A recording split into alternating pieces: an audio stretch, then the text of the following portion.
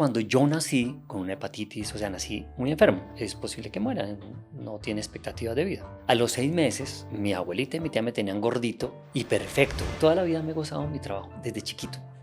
Yo voy a jugar. Se olvidan de ti y se olvidan. Yo estoy vigente porque estoy en las redes. Fue una despedida espectacular. Yo lloré los primeros 10 minutos. A mí me tocó darle la noticia a toda la familia. Me puse en oración. Le dije, Diosito, te lo entrego. Le dije, papá, no te preocupes, aquí todos estamos bien. Puedes trascender. Hoy en día me pregunta cuáles son sus sueños. Digo, mis sueños son los sueños de mis hijos. Para mí, el éxito no está en tener, sino en ser. Y ser feliz con lo que haces.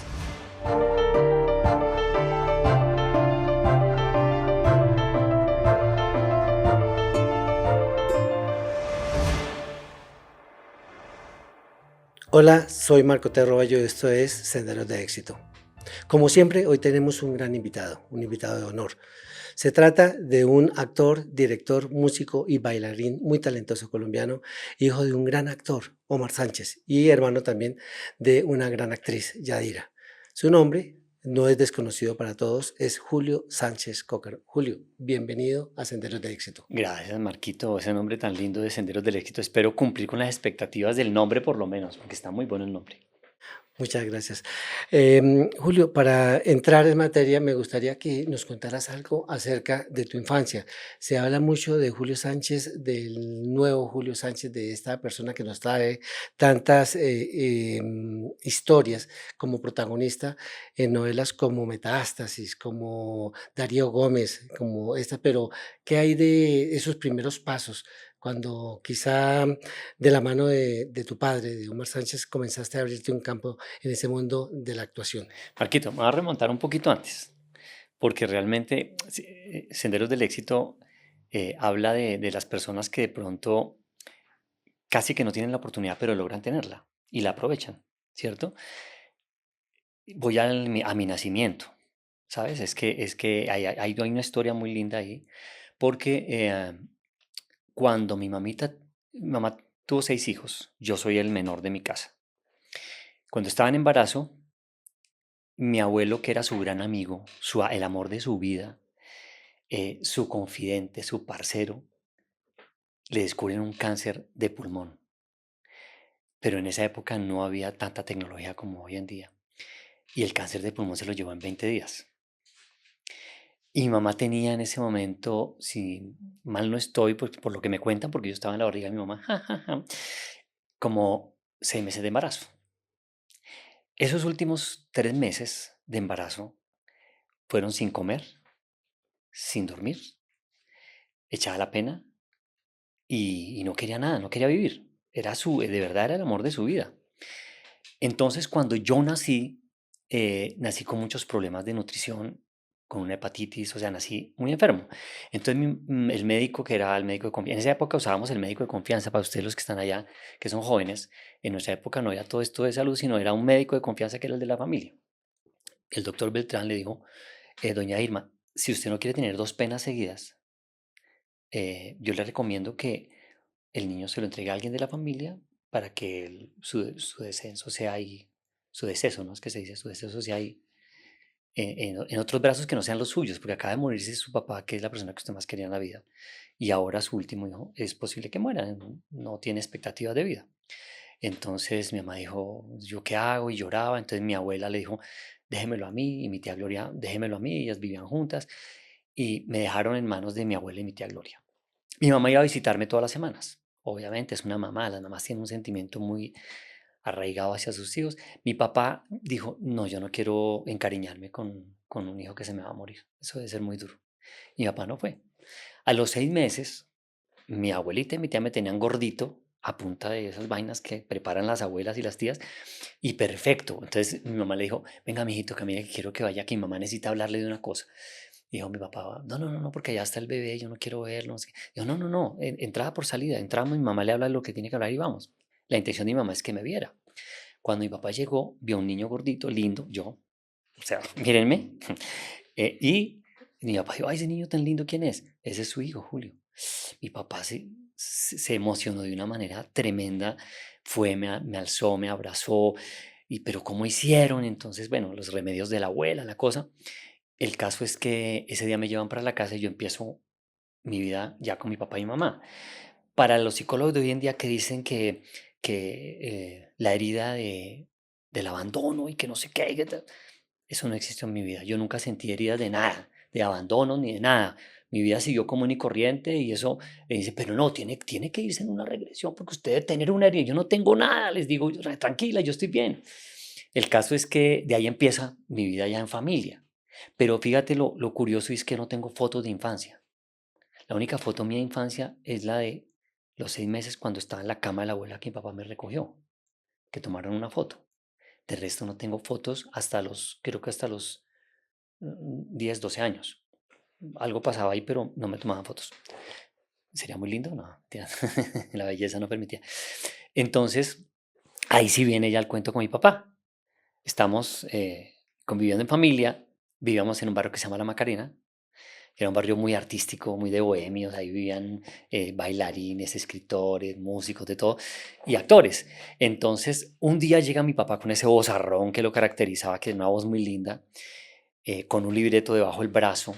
Yo estoy jugando en el antejardín con mis amiguitos, yo tenía 6 años, y me dice, Julio, ¿vos querés trabajar en televisión? Y yo lo miro y pues que se le dice a un papá que tiene esa voz y con esa presencia, le digo, sí, señor. Entonces me entrega un libreto, me dice, usted es el hermano de Efraín. Y yo leía más o menos, mi mamá me ayudó a repasar el guión. Y hice ese primer personaje que fue en la novela La María, donde me acuerdo también que protagonizó María Eugenia Dávila, donde me acuerdo también que empezó Amparo Grisales, y ahí arrancó mi carrera. Hice un personaje chiquito como de 5 capítulos en la novela, me vio un director que se llama Boris Roth, o se llamaba, ya murió hace muchos años, argentino, dice, este chico me gusta, y me empieza a llamar para todo. Y empieza a hacer caso juzgado. ¿Se acuerdan de esa época? Era caso juzgado, dialogando. Ustedes, los jovencitos, no saben de eso. El Cucho allá sí. Bueno, todos los programas que se hacían en esa época y empecé yo a trabajar y a trabajar y a trabajar. Llega un momento en que a los 12 años hay un titular en el tiempo que dice Julio Sánchez gana tanto o más que el papá, porque yo cobraba. Como eran tan poquitos niños artistas, porque en esa época era pecado ser artista, ¿no? Eso era para Mari, y para no sé qué, sí, para Mari. Entonces nadie metía a los chinos al medio artístico, a menos que fueran bohemios.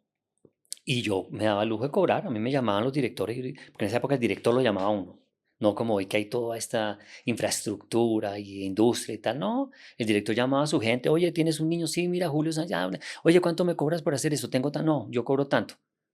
Y yo decía, "Pues, ¿cómo así que va a cobrar todo eso? Sí, si les parece bien, bien, y si no, pues no. Y me contrataban y yo ganaba buena plata, hermano, si quieres plata prestada, me dice Marquito, ahí tengo. Am, de pronto pensaban que eras presumido en ese momento para cobrar lo que no cobraba nadie más. Seguramente, ¿no? Seguramente. Y me decían, pero tú, ¿por qué cobras así? Decía, no, porque eso vale. Es que yo no sé de dónde saqué esa. Hoy en día no cobro yo también. Hoy en día me dan en la cabeza, pero en esa época, claro, como era niño y no tenía responsabilidad, yo decía, yo puedo cobrar lo que yo quiera y me lo tienen que pagar. Si no, pues que contraten a otro. Y cobraba y me pagaban. Me pagaban chévere. Esa parte de la actuación fue innata. ¿Hubo de pronto alguna directriz que te dio tu padre para que Sí, sí, mi perfeccionaras papá eso? estaba muy en la jugada conmigo y siempre me estaba ensayando, me decía, no, esto un poco más por ahí. Porque mi papá tiene una característica muy extraña para su época y es que él era un actor natural en su época. Todos eran acartonados, todos como, vamos a hacer no sé qué. Y él actuaba normal. Entonces eso lo hizo a él un actor como distinto de su época. Y él me decía, no, sea más natural, trabaje por este lado. Él como que me dio muchas directrices para el tema. Sí, él fue como mi maestro realmente. Yo recuerdo mucho de él su lenguaje corporal, era Sí, de primer nivel. sí, yo tengo una anécdota de mi papá que es chéverísima. Mi papá, ay, mi papá, con los años, claro, la memoria se le empieza como a ir a uno, ¿no?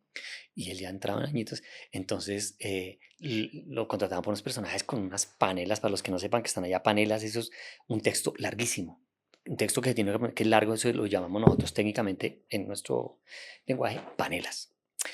Y mi papá se inventó el primer sistema de apuntador personal.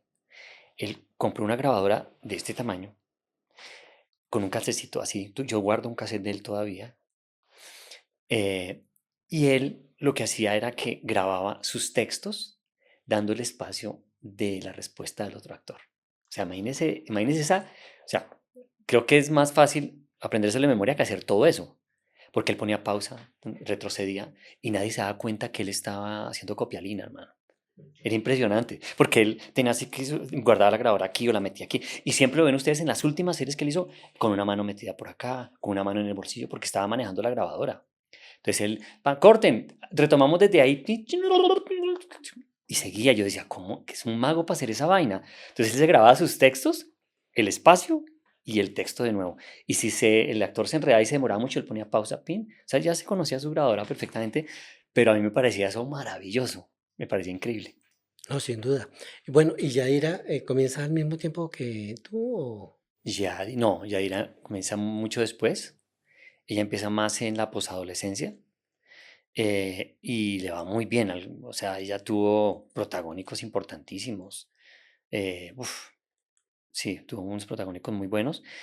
Su vida empezó muy bien en el mundo de la actuación, pero llegó un momento en su vida en que la vida la llevó a irse a hacer como una fuga geográfica a Cali. Y allá montó una escuela de arte y hizo cosas allá súper lindas. Pero ese tiempo de olvido en este medio lo cobran caro. O sea, se olvidan de ti y se olvidan. Yadira, ¿cuál es Yadira? Y eso que es una actriz reconocida en ese momento. ¿Cuál es Yadira? Ah, la hija de Omar. Ah, sí, sí, claro. No, pero ella no está vigente. Entonces, como que eso hace que uno pierda vigencia y que lo dejen de llamar. Y efectivamente, pues allá se le volvió un tema de personajes pequeños, llamarla de vez en cuando. Y pues ha sido difícil, claro. Pero ella sigue con su arte y con sus cosas. Ella es maestra de actuación. O sea, que se puede decir que esta es una industria de presencia constante. Yo creo que sí, ¿sabes? Sí, de presencia constante o de una imagen muy, muy fortalecida que tenga mucha recordación en la gente. Entonces, si tienes esa imagen, pues fácilmente te mencionan en un casting y dicen, ay, sí, él puede ser. Pero si no tienes esa recordación, no. Y los pelados jóvenes hoy en día, los de mi edad, olvidados. Yo estoy vigente porque estoy en las redes. Porque me muevo en TikTok, me muevo en Instagram y me muevo fuerte. Nosotros tenemos visualizaciones de 1 millón, 2 millones, 3 millones y eso es viral. Entonces, eso hace que los pelados, a veces, ahorita que estoy en la feria del libro, ay, ay, ay, tú eres el que bailas con tu hijo. Por eso me reconocen. Entonces, eso ayuda a que uno esté vigente todo el tiempo. Esa serie que tuvo tanto éxito, El Gamín, donde haces tu Ay, qué aparición. chévere hablar de eso, hermano. Eso tiene muchas historias ahí. ¿Te cuento todo esa vaina? Sí, ¿Qué? claro, ¿Quiere, por quiere que le eche supuesto. carreta? Y yo, bueno, bueno, para echar carreta. Gustavo Nieto Roa en esa época, digamos que era el productor más grande de cine que había aquí en Colombia. De hecho, creo que hoy en día es el segundo después de Dago en haber hecho cine en Colombia. Y lo llamaron de una empresa suiza que querían hacer una película basada en un guión de alguien, de Armin Bollinger, que había venido a Colombia y se había dado cuenta cómo era la historia de los gamines y todo, y que quería hacer una historia. Y el tipo era un escritor muy chévere. Hizo la historia, a Gustavo le gustó, a Gustavo le gustó, es un poeta, están ustedes ante un poeta aquí. Y Gustavo dijo, bueno, listo, vamos a hacer el casting para la película. Ya estaba todo armado, vamos a hacer el casting para la película. Se necesitaba un niño gamín, en esa época lo llamados gamines, que eran los niños que vivían debajo de los puentes y armaban pandillas y toda esa vaina. Necesitaban un pelado como de 10 añitos, 10 11 añitos. Y Gustavo dijo, ok, hagamos casting, pero queremos que sea un actor natural. No queremos que sea un actor, sino escojamos un gamín de Bogotá. Ok. Entonces Gustavo se armó un casting en el berraco, pero me llamó a mí. Llamó a mi papá y le dijo, oiga Omar, ¿será que su hijo puede hacer un gamín que parezca natural? Le dijo, papá, claro, sí, va a haber un casting así, así, así, así, tan, para que lo traigan. Papá dijo, listo, nosotros organizamos vestuario, maquillaje, todo. El casting era así, hermano. Recogían los niños de los gamicitos de Bogotá en distintas zonas. A mí me recogieron en los puentes de la 26. Recogían otros como por Usaquén y recogían otros en el sur. Camiones. Recogían los chinos, les habían hablado, les daban comida, les daban un incentivo y todos se subían a ese camión y todos, ¡pum!, venían a parar a la estación 40 que creo que queda por acá cerca. Y en esa estación 40 le metían a toda esa caminada allá y iban pasando de a 10 chinos a casting en el Hotel Tequendama. Y los gringos ahí, los suizos ahí mirando, tan, los ponían a improvisar y a hacer cosas, tan, y salían, iban chuleando, tal. Mi papá y mamá me hicieron un masacote, yo tenía pelo largo, hermano, me hicieron un masacote para ese pelo, me echaron agua de panela, chocolate, tierra, no, yo parecía así una vaina como medio rasta enredada, me pusieron una ropa vieja, la rompieron, me ensuciaron, me volvieron nada. Yo me subí al camión y la primera experiencia es que cuando me subo al camión, ¿y usted qué ñero, usted qué zona es? Y yo, ¿qué les voy a decir? Yo, no, yo soy de por acá, la 26, y yo no la había visto a usted, ñero. Y yo, uy, Dios mío, ahora cómo voy a hacer aquí. Yo, no, espere, uy, qué dolor de estómago. Yo me inventaba cualquier cosa para no hablar con ellos porque evidentemente yo no tenía ni el lenguaje de ellos ni la mecánica de ellos. Habían chinos armados con, con puñaletas, con vainas y las tenían ahí y se armaban peleas en ese camión. El caso es que llegamos a la estación 40, oiga, y a mí me tocó en el último grupo, o sea, me tuve perdón la palabra, mamar todo el día en esa estación 40. Mi papá y mamá todo preocupado, y está ya solo con todos sus gamecitos. El caso es que me dejaron allá, pasé entre los últimos.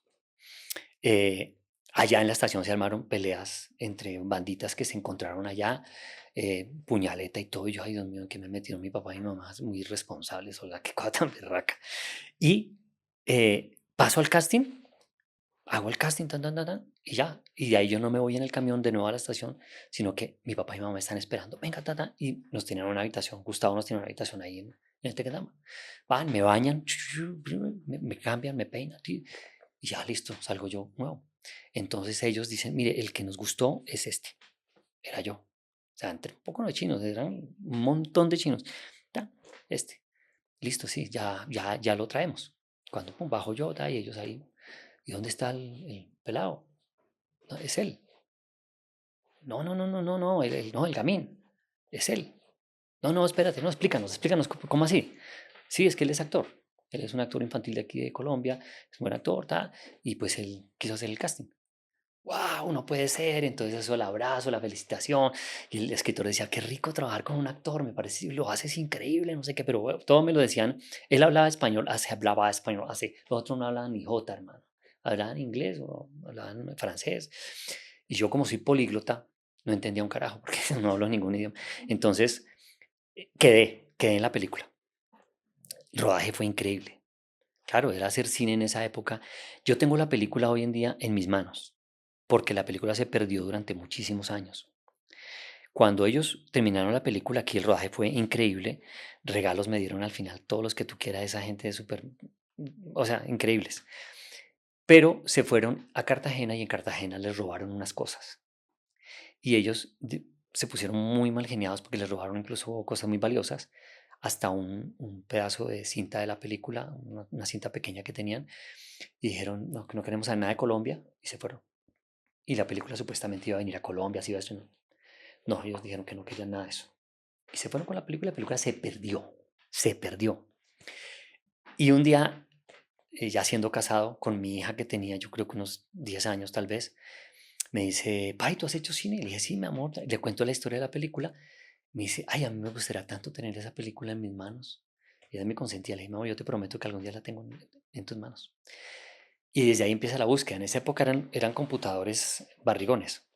Y por computador yo trataba de comunicarme con gente, ver cómo, no, era imposible.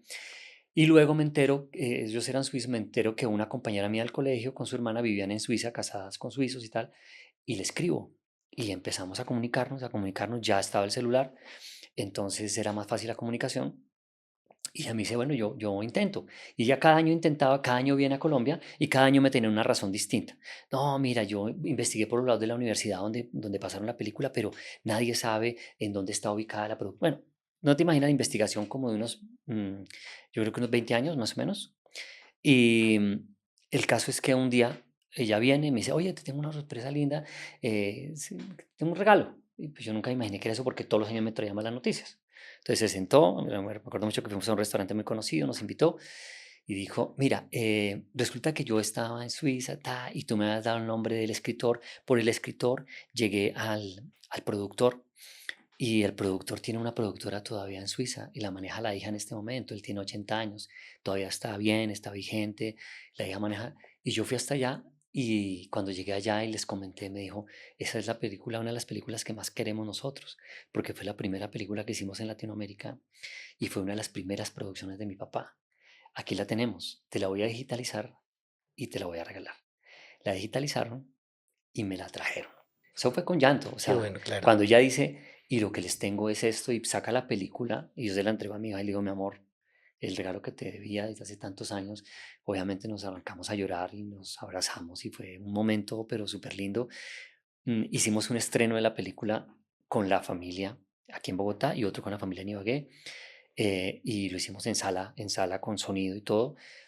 Y fue increíble, increíble, porque la primera vez que yo vi la película, yo tengo muy mala memoria, yo no recuerdo muchas cosas, yo voy como reseteando. Y cuando yo empiezo a ver la película y en la primera escena sale mi papá, que ya estaba muerto. Paramos la película y todos nos arrancamos a llorar ahí, o sea, fue un momento súper emotivo, muy, muy lindo. Fue muy lindo ver a mi papá actuando otra vez ahí y hacía de mi padrastro malo conmigo. Y de ahí se arrancan otras historias, de ahí empiezan otras historias muy lindas que me ocurrieron con el productor de la película. Durante el rodaje, ¿hubo alguna anécdota que recuerdes? Sí, a mí me pasaba todo el tiempo, como yo estaba de gamín, entonces ellos entraban a restaurantes super pupis, grababan en sitios chéveres, y cuando yo entraba, no, no, aquí no pueden entrar, y me sacaban. Entonces, no, no, no, él es el actor, él es el actor. Entonces, ¿cuál actor? Sí, él es el actor de la película, entonces podía entrar. Eso, me pasó mucho, mucho, mucho esa vaina. Lo otro que me pareció increíble, Marco, es que fue una película hecha a mano alzada. O sea, el camarógrafo todo el tiempo tuvo la cámara al hombro. No tuvo trípode en ninguna toma. Y usted ve esa película, la limpieza de las tomas de esa película, usted dice, wow, una película hecha en el 70 y pico, con esta claridad. Se ve el Bogotá de los 70 y pico, lo voy a invitar a que la vea. Se ven los buses de esa época, cómo era el centro de Bogotá. No, es una película maravillosa, ¿no? Se llama El Encuentro. Ah, yo le pusieron Gamín, se llamaba El Encuentro y le pusieron Gamín.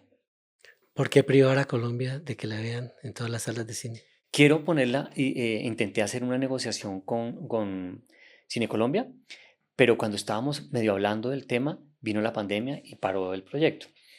Quisiera unirla con un documental que me hicieron sobre la película, porque al enterarse de esta historia, los informantes hicieron un documental increíble sobre cómo se consiguió la película y entrevistaron a mucha gente. Y quisiera unir esas dos cosas para que quede realmente del tiempo que merece una película. Sería muy lindo. Le pedí los permisos a Caracol, también llegó la pandemia, entonces no sabemos, pero valdría la pena pasarla para que la gente conociera el Bogotá y cómo se hacía cine en esa época. Sí, por supuesto. Cuando tú te ves ahí en la pantalla, en esos primeros pasos como actor, ¿fuiste muy crítico contigo mismo siendo niño?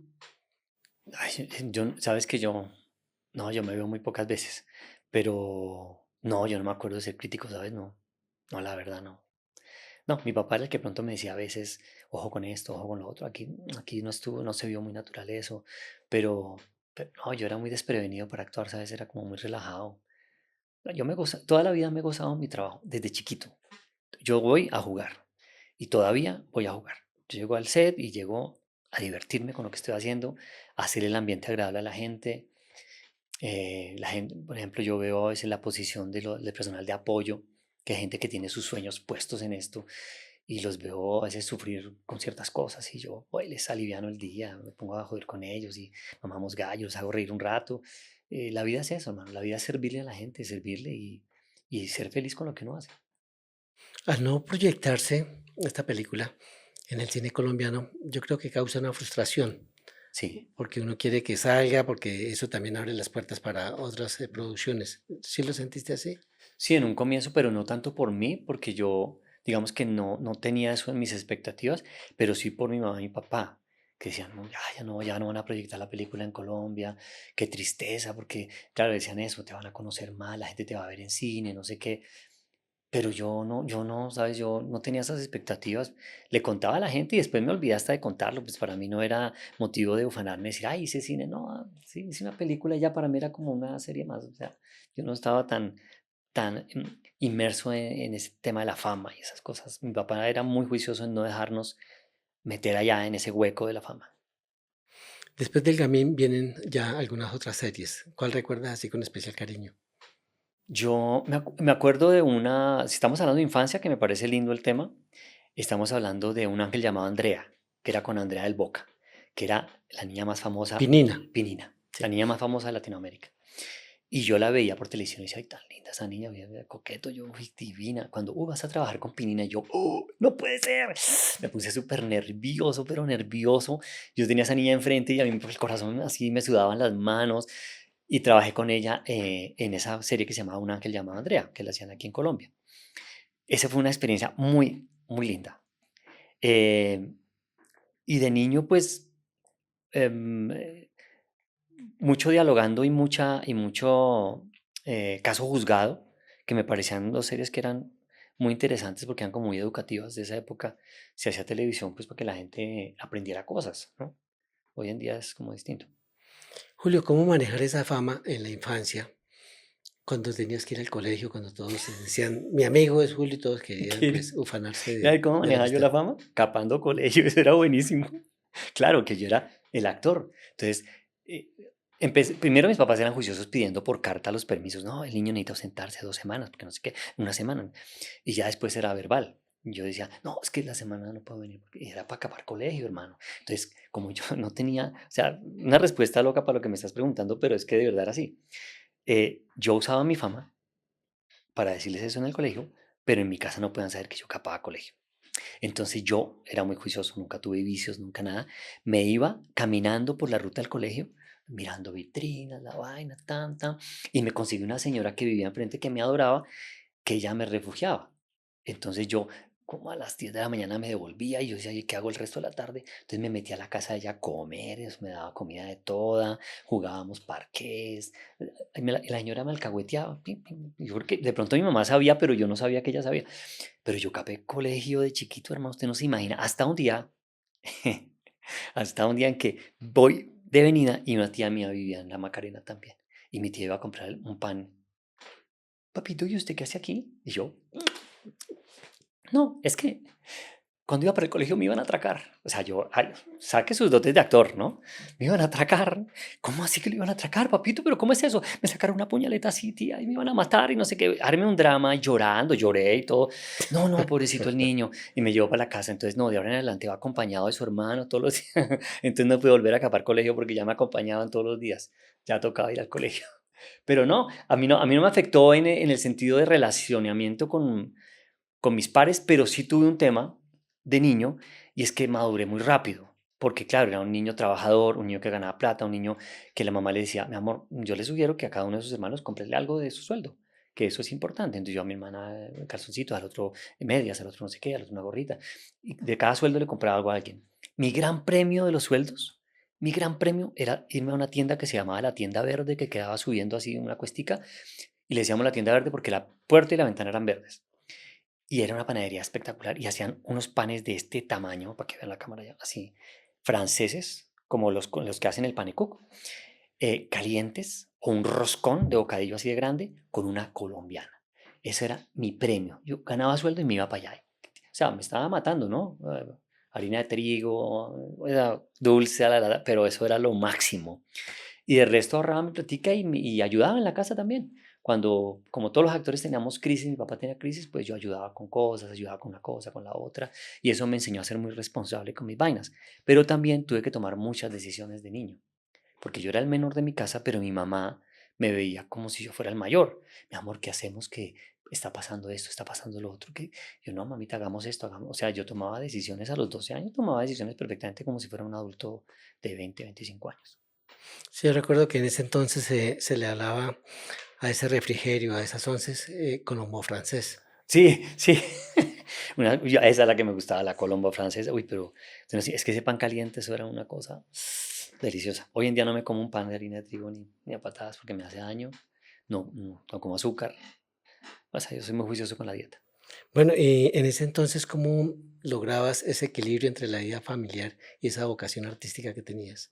Bueno, mira que es muy extraño. Hoy en día, por ejemplo, mis hijos son actores, pero yo nunca los dejé solos en un estudio, jamás. O sea, yo estaba con ellos 24/7.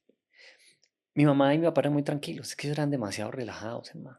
Entonces ellos me llevaban, pues, mi mamá estaba un rato conmigo, no sé qué, de pronto se iba a hacer una vuelta y volvía, pero ella me dejaba mucho, mucho tiempo solito ya. Sin embargo, claro, mis hermanos mayores, pues yo ganaba plata, ellos no ganaban plata. Entonces yo era algo, una cosa rara ahí, que ganaba plata y que era chiquito ahí, que pensaba como un grande, y- pero, pero me la llevé siempre bien con todos, siempre bien con todos. De pronto con el que no tenía así una relación chéverísima era con mi hermano mayor, pero de resto era reconsentido de todos, pero súper consentido. O sea, más consentido no hay otro. Y sigo siendo consentido. Mi esposa me consiente, mis hijos me consienten, mis nietos me consienten, todo el mundo. Usted me consiente, Marquito. Ahí me dio regalos, ¿sí o no? Pandillas, Guerra y Paz, Metástasis, Rosario y Tijeras, llegan esas grandes producciones y tú haces parte de ellas. ¿Cómo te sentiste trabajando en esas series? Bueno, Pandillas fue un proyecto muy interesante porque fue un proyecto hecho para 5 capítulos. Se hacía dentro del marco de una serie que tenía un nombre como Unidad Investigativa, se llamaba. Y hacían como casos de 5 capítulos. Y este era un caso del desarme de las pandillas de 5 capítulos. Y fue muy interesante porque en el tercer capítulo, un rating, hagámoslo de 7, hagámoslo de 10, hagámoslo de 20, hagámoslo de 50. Nosotros hicimos no sé cuántos capítulos, 300, 400, no sé cuántos hicimos. Entonces duramos años, duramos 5 años haciendo pandillas. Y eso era la locura, hermano. No pagaban bien, pagaban re mal aquí, repito, re mal, pero, pero nos divertíamos un montón. Ese grupo de chinos era muy divertido, trabajamos con gente realmente pandillera y conocer las historias de ellos era increíble. Y yo era el papá de todos esos chinos, hermano. O sea, era el papá, todos me pedían consejo, ¿qué hago? Que no sé qué, qué hago, y yo dándole consejos a todos esos chinos como el sacerdote, haga de cuenta. Pero la pasé buenísimo, yo la pasé muy bien en esa serie, muy bien, la verdad. Y las otras series también fueron muy importantes. Hay una que marcó un momento chévere en mi vida, porque dentro de las cosas humanas mías, yo no había viajado, no había viajado realmente. No conocía Europa y yo quería conocer Europa. Conocí el mar con mi esposa en Costa Rica, ya cuando nos casamos, pero no conocía Europa. Entonces hice una serie que se llamaba Por la Puerta Grande, que fue la vida de César Rincón. Yo hacía César Rincón, que ese casting también me lo gané de una manera absurda. Yo hice el casting para Ratón, que era el mejor amigo de César, pero al final Bernardo dijo, no, a mí me gusta este pelado, yo quiero que él haga César. Y hice de César. Y esa novela grababa en España.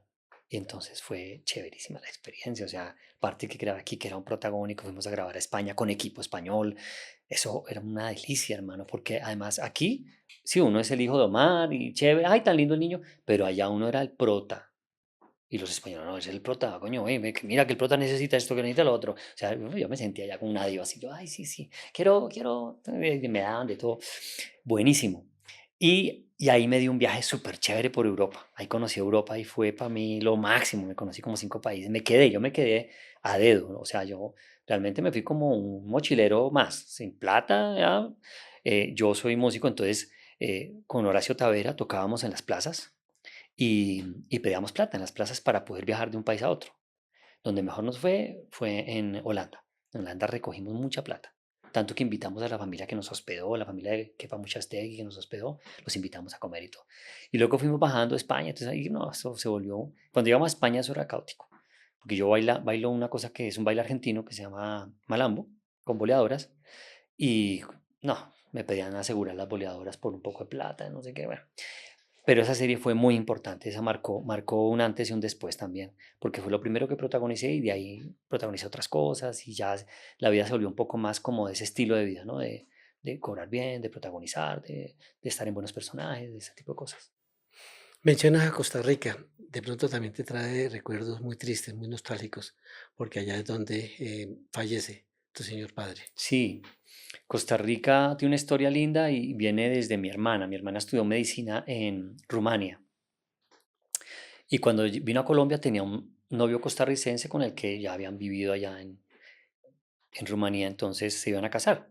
Entonces mi hermana dijo, yo me voy a ir a casar a Costa Rica. Se fue y se casó en Costa Rica y se quedó, y ella es tica ya, o sea, ella lleva muchísimos años en Costa Rica. Mi papá y mi mamá estaban aquí y mi papá tenía una situación complicada económica porque aquí a los actores veteranos, si no están vigentes, los van desechando. De mi generación hay muchos, yo digo, Dios mío, o sea, hay muchos que no están trabajando, están pasando situaciones complicadas. Entonces mi papá En esa época yo me acuerdo que vivía en Carmen de Apicalá, yo lo llevé a vivir a Carmen de Apicalá, yo les ayudaba mucho. eh, y mi hermana de Costa Rica vino a pasar vacaciones y dijo, yo me quiero llevar a mi papá y mamá. Bueno, ok, listo. Porque yo tenía ya mi familia y mi papá y mamá eran mis dos responsabilidades. Entonces me dijo, no, le quiero quitar esa responsabilidad por un tiempo a usted y yo me lo llevo. Y empezamos a buscar y se fueron a vivir a Costa Rica. Mi papá de Costa Rica le pasó lo que no le pasó acá. Al cabo de algunos años de vivir allá, alguien se dio cuenta que era Omar Sánchez y empezó a dirigir una serie, a escribirla y a actuar. O sea, hacía las tres cosas en la serie. Mitos y leyendas costarricenses. Y eso para él fue una experiencia increíble porque él no quería volver a hacer televisión. Y el día que estaban buscando director y escritor, y mi hermana le dijo, pa, mire, están buscando. Dijo, no, no, yo solo, esa cosa ya no me gusta, no sé qué. Y mi hermana le dijo, caminamos una vuelta y se lo llevó para pues, a escondidas se lo llevó para el canal. Cuando llegó mi papá ya había gente colombiana, gente costarricense, lo reconocieron, lo contrataron. Mi papá muere y le hacen más homenaje en Costa Rica que acá en Colombia. Mi papá muere y en la televisión en Costa Rica pasan cada 10 minutos un letrero, murió el actor colombiano radicado en Costa Rica, ta, ta, ta. Eh, Fue muy linda la despedida porque yo fui 6 meses antes a Costa Rica a saludarlos.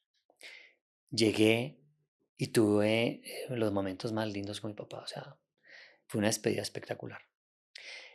Lo calvié, que yo iba calvo, y él tenía su pelito. Y le dije, papi, pero usted con ese pelo y yo calvo. Venga, lo calveo.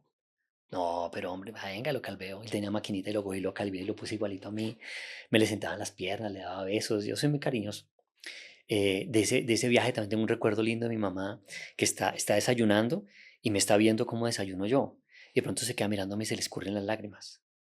Y digo yo, ¿por qué está llorando, mami? Dice, porque comes igual a mi papá. Uf, ese momento para mí fue sublime, muy lindo.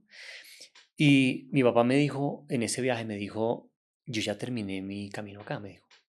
Yo ya estoy a punto de partir, mijo. Yo ya terminé mi camino acá. Yo ya estoy tranquilo para irme, no te preocupes por mí. Y yo me vine para Bogotá y a los 6 meses murió de un infarto fulminante allá en Costa Rica. Sí, es lamentable. Tenemos una historia similar. Mi padre también murió de un infarto mientras dormía. Y, y es triste cuando uno no se puede despedir como la noche anterior. Sí, Yo claro. pues vivo en Estados Unidos y él vino como más o menos lo mismo, como 6 meses antes. Y un día me llamaron con la noticia de que él ya había partido. Pero pues yo creo que nuestra tarea es tratar de ser buenos hijos siempre. Sí, sí, sí, sí. Y con eso le queda a uno No como, me quedaron pendientes, ¿sabes? No me quedaron pendientes. El día que me llamaron fue un día difícil, pero lo sorteamos bien. Suena el teléfono a las 5 de la tarde. Yo vivía en Tabio, yo viví 17 años en Tabio, Cundinamarca, en una finca. Ahí eduqué a mis hijos, los crié. Y suena el teléfono, contesta mi suegra y empieza como a llorar.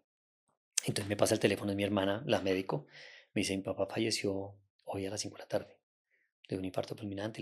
Mi papá murió cocinando. Él era un cocinero increíble. Entonces, eh, yo lloré los primeros 10 minutos. A mí me tocó darle la noticia a toda la familia, llamar persona por persona a decirles. Eso fue dificilísimo.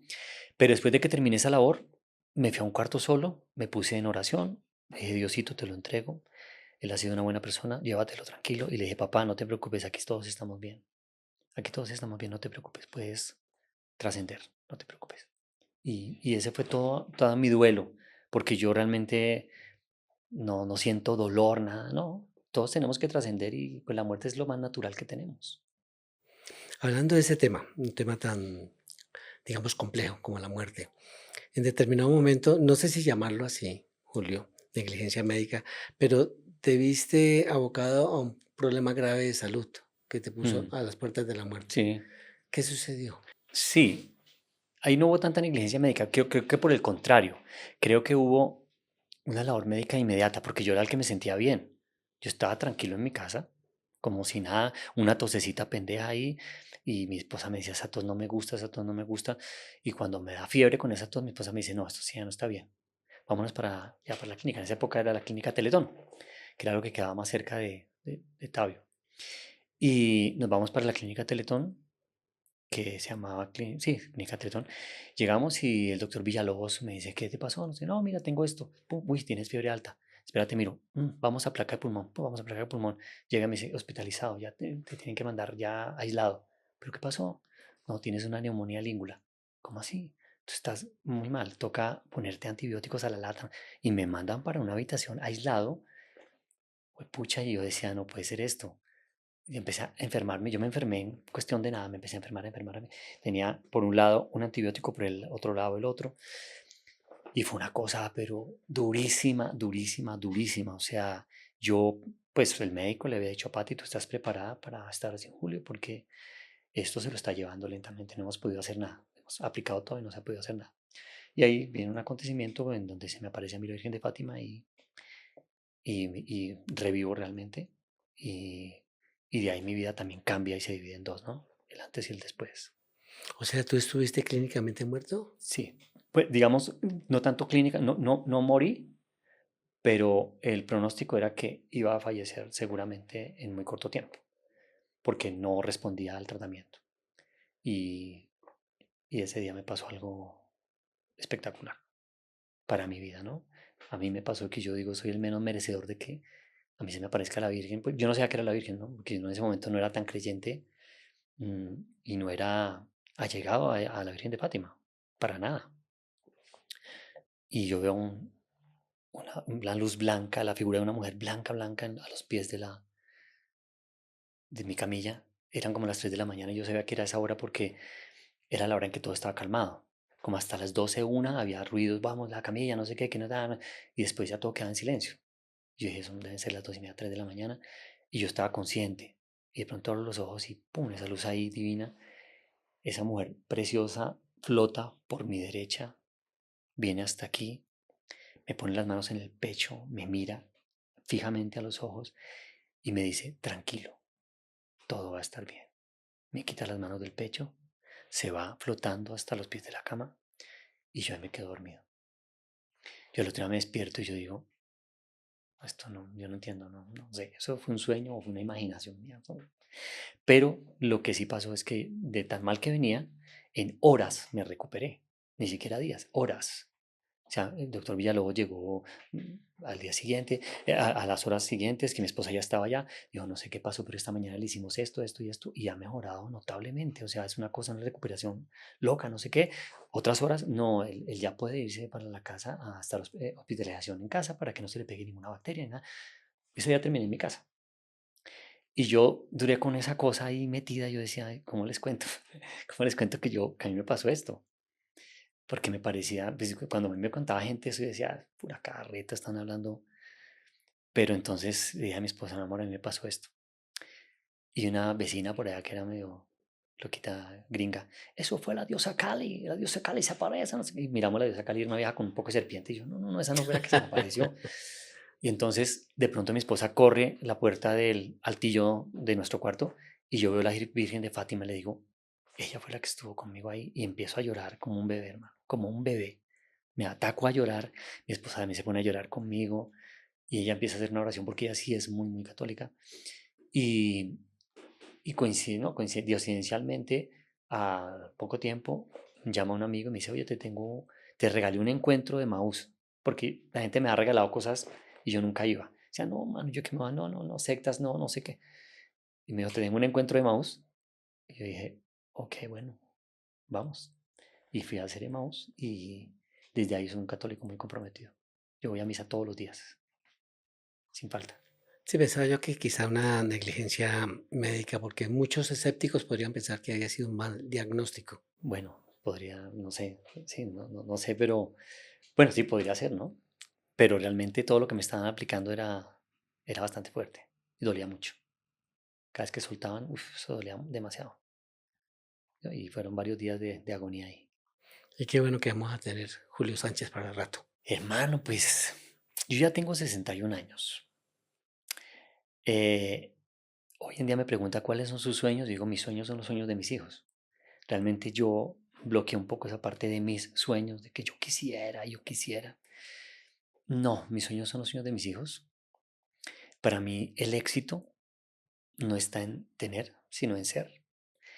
y ser feliz, ser amoroso, servir, tener una linda familia, eh, amar a las personas que te rodean y ser feliz con lo que haces. Yo no proyecto nada a futuro, dejo el pasado como pasado y vivo mi aquí y mi ahora, mi presente. Y aquí estoy con Marquito y estoy feliz. Gracias, igualmente. Compartir contigo este set es maravilloso. 2021, MasterChef Celebrity. MasterChef Celebrity creo que es de los proyectos que yo no me he disfrutado. Y eso que yo estudié cocina.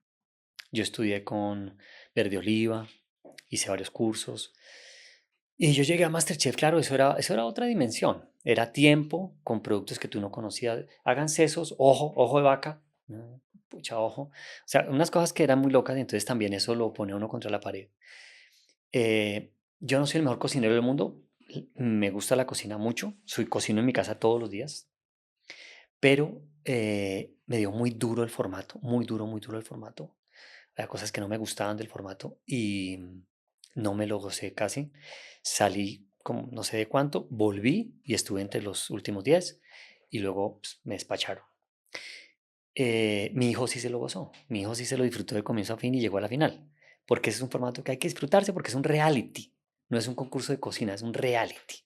Entonces en los realities está el malo, el bueno, el que hace reír, el chévere, no sé qué, y esos son los personajes que se tienen que mantener en el reality. Entonces, pues yo lo entendí claramente y dije, no, cuando volví antes dije, me sacan por ahí en la próxima. Y me sacaron y ya, y listo. Pero fue un proyecto que me enseñó muchas cosas de cocina, evidentemente, muchísimas cosas de cocina. Me enseñó cosas de la vida, eh, pero me dejó un poco frustrado con la cocina. Muy frustrado, la ¿Por verdad. qué? Hermano, porque yo intentaba todo hacerlo como un cocinero. Y las devoluciones eran muy fuertes. Entonces yo decía, no puede ser, hermano, que esto sea así. Entonces se frustra uno, se frustra como ser humano, pucha. Pero, es más, yo salí sin ganas de cocinar. Yo salí y dije a mi esposa, no voy a volver a cocinar. ¿Cómo se te ocurre si tu cocina es deliciosa? No sé qué. Yo creo que era para no cocinar ella. ¿Me entiendes? Pero, pero hoy en día cocino, me gusta cocinar, hacer cositas ricas, pero un momento en mi vida antes de MasterChef me encantaba hacer platos súper sofisticados y con salsa. Hoy en día, práctico. Salmón, sí, salmón a la plancha. ¿Con qué? Con un puré de tanto. Y ya, o sea, no me complico para nada. Porque no quiero complicarme. Tus más recientes interpretaciones fue en Darío Gómez, El Gómez. Rey de Despecho y Devuélveme la Vida.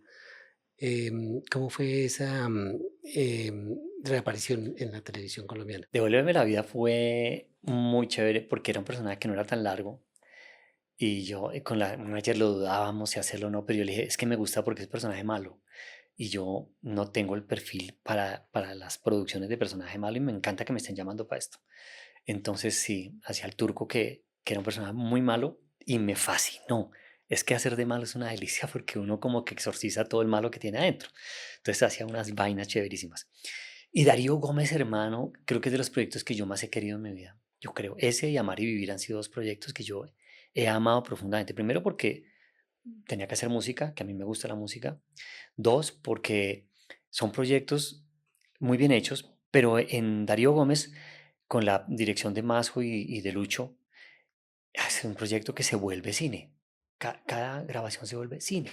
La luz, el cuidado, la toma, la creación, no, eso era una delicia. Desde todo punto de vista era muy rico hacer eso. Y despedirme fue durísimo. Cuando me despidieron ese día, Mazo dijo unas palabras que me llegaron al alma y empecé yo a llorar como un bebé ahí y me aplaudieron y todo. Pues claro, el ego del actor delicioso ahí, pero también la emocionalidad, ¿no? De saber que se hizo el trabajo bien, que se hizo un trabajo bonito. No, me gustó, ese proyecto me encantó, me gustó mucho. ¿Cómo hace para preparar esos personajes para que salgan tan bien? Yo te voy a ser muy sincero, Marquito, yo no preparo un personaje hace muchos años. Yo necesito un buen perfil del personaje, un buen perfil, saber de dónde viene, para dónde va, y, y empiezo a crear en el momento. Yo no tengo esas rutinas que tienen muchos que pues, evidentemente les hago chafó, pero que se investigan y van al lugar de los hechos y tal, y hacen trabajo de campo y tal. No, no, yo no tengo eso. Si hay una cosa que no conozco muy bien, me meto en el tema, ¿sí? Si hay una vaina que yo digo, yo desconozco mucho este ambiente, voy y lo miro un momento y hago observación y tal, pero no soy un tipo que prepare los personajes así que, no, y no, este señor duró 6 meses, no. Además que a veces lo llaman, dicen, sí, sí, ya quedaste, listo, sí, empezamos a grabar en 3 días. ¿A qué horas hace una preparación, no? Entonces, pues, realmente no soy tan riguroso en el tema. Digo, soy riguroso interiormente, sí. Emocionalmente sí soy súper riguroso con los personajes. Yo en eso sí me preocupo de que el personaje realmente esté emocionalmente muy articulado con toda la serie, con los personajes, con todo. Cuando yo soy el personaje, soy el personaje.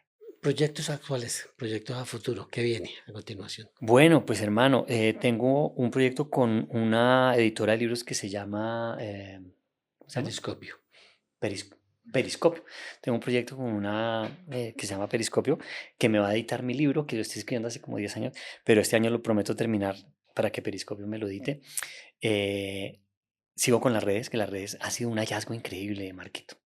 Yo nunca imaginé que eso fuera tan importante en mi vida, porque yo decía, las redes, eso es de los pelados. Si yo no tenía ni Instagram ni nada, y de pronto en la pandemia empezó a cambiarnos la vida, sin trabajo, funcionaban las redes, entonces eso me cambió la vida. En redes tenemos un muy buen trabajo y nosotros semanalmente programamos grabación, hacemos reunión de producción, eso es como si fuera una productora. Y mi hijo, el del medio, es el productor general de esa vaina. Eh, y en tele hay por ahí como ya dos cositas que se están dejando ver, pero no hay proyecto así definido ni para televisión ni para teatro. La vida de tus hijos está encaminada también hacia la actuación. Me imagino que los nietos también van a seguir por esa vena artística. Pues lo hablábamos con Biasini Segura, que me lo encontré en la feria, y que la esposa y las niñas que no, artistas. Y le digo yo, es que eso, es que es muy difícil que un hijo que se críe entre artistas, que yo los lleve a las giras de teatro a que actúen, que no lo dejemos afuera, metámoslo a actuar, pues se van enamorando de esa vaina y después uno quiere que sean médicos, que sean ingenieros, imposible. Artistas. Entonces yo creo que sí, los nietos además se están desarrollando en el tema de las redes que también tienen que actuar. Ellos manejan mejor la vaina. No, abuelito, lo dijiste mal. Más natural, no sé qué. Entonces, ay, cositas así. Pues sí, seguramente van a ser artistas. Seguramente van a ser artistas. Casi seguro. Personajes memorables que te queden en la retina de todos los que has tenido que representar, en los que has tenido que actuar. Me encantó Cuerdita, el que acabé de hacer. Me encantó el Ciego Hurtado, uno que hice para Señora Bonita, que era, en ese sí tuve que hacer un taller con ciegos para comportarme como un ciego, para saber dónde estaban las cosas, cómo comían todo ese rollo. Puerta Grande, que definitivamente marcó un momento muy importante en mi vida. Pandillas, Guerra y Paz es increíble, es increíble. Todavía la gente me ve en la calle y me dice, ah, padre Manolo de Pandillas. Yo digo, pero espérate, yo tengo ahorita la barba blanca, soy calvo, tengo 61 años, eso fue hace 30 años. Y la gente todavía se acuerda del padre Manolo y yo, pues eso realmente marcó. Gamín, que es una película que gracias Marquito por hoy recordarme que tengo que ponerla en las salas de cine. Necesito hacer ese trabajo. Em, y mi primer trabajo, María, que fue el que me metió en esto. Fascinante, fascinante, Julio. Quisiera que de pronto para la juventud nos regalaras unos consejos de cómo de pronto podemos hacer, qué debemos hacer para alcanzar el éxito. Siempre cuando me hablan del tema del éxito, para mí, como lo dije, el éxito es el deber ser, es más que tener. La gente muchas veces hace esto por fama, por tener dinero, por tener fans, por acumular cosas y por tener cosas que finalmente se acaban en cualquier momento. El deber ser nunca se acaba. Eso está en ti, impreso en ti. Si tú quieres tener éxito en esta profesión o en cualquiera, ama lo que haces, hazlo con pasión. eh, Siempre ten un propósito en tu trabajo.